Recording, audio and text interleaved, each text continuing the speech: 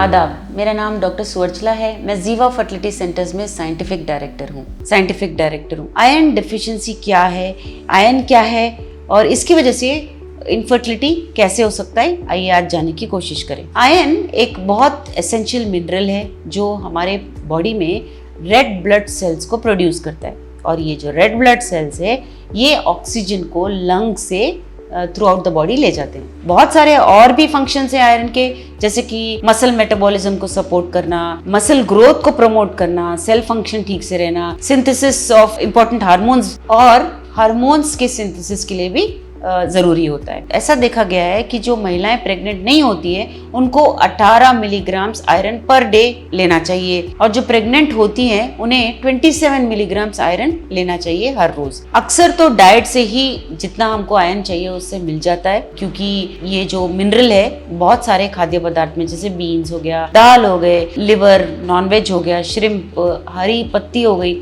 इन सब में आयरन अधिक मात्रा में होता है। लेकिन खाने में भी मिलाया जाता है, जैसे फोर्टिफाइड ग्रेन्स हो गए, ब्रेड, सीरियल वगैरह, ये सब में होते हैं, जिससे आपके डाइटरी सप्लीमेंट जैसे खाते हुए आप आयरन को मेंटेन कर सकते हो। सो कनेक्शन क्या है आयरन और फर्टिलिटी के बीच? ऑफ कोर्स बॉडी के फंक्शन के लिए बहुत जरूरी है, नॉर्मल फंक्शन होने के लिए, लेकिन फर्टिलिटी के लिए भी बहुत जरूरी है। स्पेशली आप अगर प्रेग्नेंट होने के लिए कोशिश कर रहे हैं तो आयरन लेवल्स अवश्य चेक कराइए। रिसर्च ने कहा है कि आयरन डेफिशिएंसी की वजह से ओव्यूलेटरी इनफर्टिलिटी यानी अंडे ठीक से रिलीज ना हो पाना, मिसकैरेज होना, लो बर्थ वेट रहना बच्चे में या प्री टर्म लेबर हो जाना कॉमन प्रॉब्लम दिखाया गया है। आयरन डेफिशिएंसी की वजह से इम्प्लांटेशन फेलियर यानी कि जो एम्ब्रियो बनता है वो ना चिपक पाना भी ये इसकी वजह से देखा गया है और इसकी वजह से इनफर्टिलिटी होता है। सो जब हमारे बॉडी में ठीक से आयरन नहीं होता है तो ये जो रेड ब्लड सेल्स हैं वो ऑक्सीजन को बॉडी के थ्रू आउट नहीं ले जा सकते और यही रेड ब्लड सेल्स ऑक्सीजन को ओवरीज और यूट्रस तक भी ले जाते हैं। ये ऑक्सीजन फ्लो कम होने की वजह से आपके अंडों की क्वालिटी गिर सकती है और इसकी वजह से प्रेगनेंसी ना हो पाना एक कॉमन प्रॉब्लम देखा है डेफिशिएंसी की वजह से। सो ये जो ऑक्सीजन कम होने की वजह से क्वालिटी खराब होता है, इसकी वजह से बेबी के ग्रोथ में भी फर्क देखा गया है और नॉर्मल डेवलपमेंट ऑफ प्लासेंटा, आपके बच्चे दानी का जो डेवलपमेंट है उसमें भी प्रॉब्लम देखा गया है। या कम रेड ब्लड सेल्स के होने की वजह से अगर ऑक्सीजन कम पहुंचता है तो ये भी कॉम्प्लिकेशंस हो सकते हैं, जिसकी वजह से मिसकैरेज और प्री टर्म बर्थ भी हो सकता है।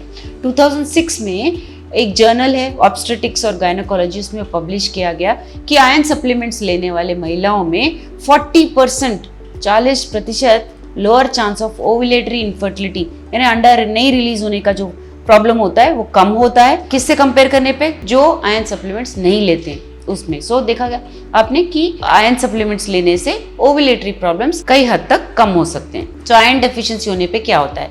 आयरन डेफिशिएंसी एक बहुत कॉमन न्यूट्रिशनल डेफिशिएंसी है throughout the World Health Organization ने इसका खुलासा किया है। एंड अगर आपके बॉडी में ठीक से आयरन लेवल्स नहीं है और ये बहुत लंबे समय तक चल रहा है तो आपको आयरन डेफिशिएंसी एनीमिया हो सकता है। ये एनीमिया जो है 1/3 लोगों में देखा गया है अराउंड द वर्ल्ड और 50% ऑफ द टाइम ये एनीमिया आयरन डेफिशिएंसी की वजह से देखा गया है। सो अगर आप एनीमिक हो उसका मतलब ये है कि आपके बॉडी में रेड ब्लड सेल्स ठीक से नहीं है या हीमोग्लोबिन रेड ब्लड सेल्स में ठीक नहीं है, जिसकी वजह से ऑक्सीजन अलग अलग बॉडी पार्ट्स को नहीं पहुंच पा रहा है, बॉडी के टिश्यूज, मसल्स, ऑर्गन्स को ठीक से नहीं पहुंच पा रहा है, जिसकी वजह से ये बॉडी पार्ट्स ठीक से काम नहीं करते हैं। जो महिलाएं रिप्रोडक्टिव एज में होते हैं या प्रेग्नेंट विमेन होते हैं, स्पेशली जब आयरन डेफिशिएंसी का रिस्क होता है तो इसके जो इफेक्ट्स हैं वो ज्यादा देखे गए हैं।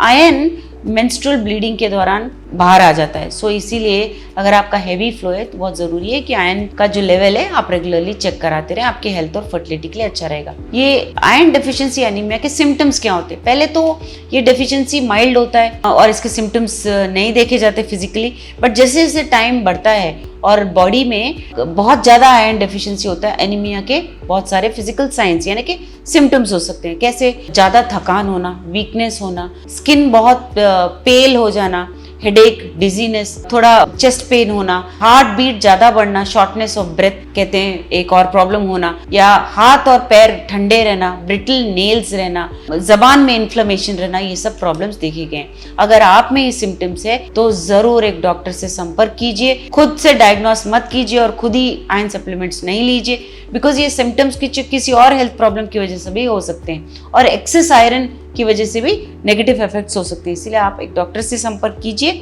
और जो प्रिस्क्रिप्शन वो देंगे उसी मात्रा में आयरन को लीजिए। लेकिन आप अपने डाइट से भी आयरन को इम्प्रूव कर सकते हैं, जैसे कि खाने के जो पदार्थ हैं, जैसे मैंने आपको वीडियो के बिगिनिंग में बताया, वो सब अगर आप इंक्लूड करेंगे तो भी अच्छा रहेगा। विटामिन सी का बहुत महत्वपूर्ण होता है आयरन अब्जॉर्प्शन में। सो सिट्रस फ्रूट्स खाइए, कैप्सिकम खाइए, बेल पेपर्स खाइए, ब्रोकली, बेरीज, फ्रूट्स ज़्यादा खाइए जिसमें विटामिन सी होने की वजह से आयरन का अब्जॉर्प्शन भी ठीक रहेगा। सो इस तरह आप अपना आयरन लेवल्स इंप्रूव कर सकते हैं। स्पेशली प्रेग्नेंट्स होने के वक्त आपको डॉक्टर प्रीनेटल विटामिन भी देंगे। इसमें जितना आपको आयरन हर रोज चाहिए होगा वो भी इंक्लूडेड होगा। प्रीनेटल विटामिन में फोलिक एसिड होता है जो आपके बच्चे के ग्रोथ के लिए बहुत इंपॉर्टेंट होता है और इसकी वजह से एनीमिया भी प्रिवेंट होता है। सो ऑफ कोर्स ज़्यादा मत लीजिए, ओवरडोज मत करिए। ओवरडोज की वजह से स्टमक प्रॉब्लम्स हो सकते हैं, जैसे कि constipation, nausea, abdominal pain, vomiting, diarrhoea, ये सब कॉम्प्लिकेशंस हो सकते हैं अगर आप बहुत ज़्यादा ओवरडोज लेते हैं आयरन। इसीलिए डॉक्टर से संपर्क करें बिना आयरन सप्लीमेंट मत लीजिए। इसके बारे में और जानकारी के लिए या आपको आयरन डेफिशिएंसी है और आप प्रेगनेंसी के बारे में और जानकारी चाहते हैं, अवश्य जीवा फर्टिलिटी सेंटर्स आइए। Thank you. हमने इस वीडियो बनाने के लिए बहुत मुशक्कत की है। मेहरबानी करके हमें लाइक और सब्सक्राइब जरूर कीजिएगा। शुक्रिया।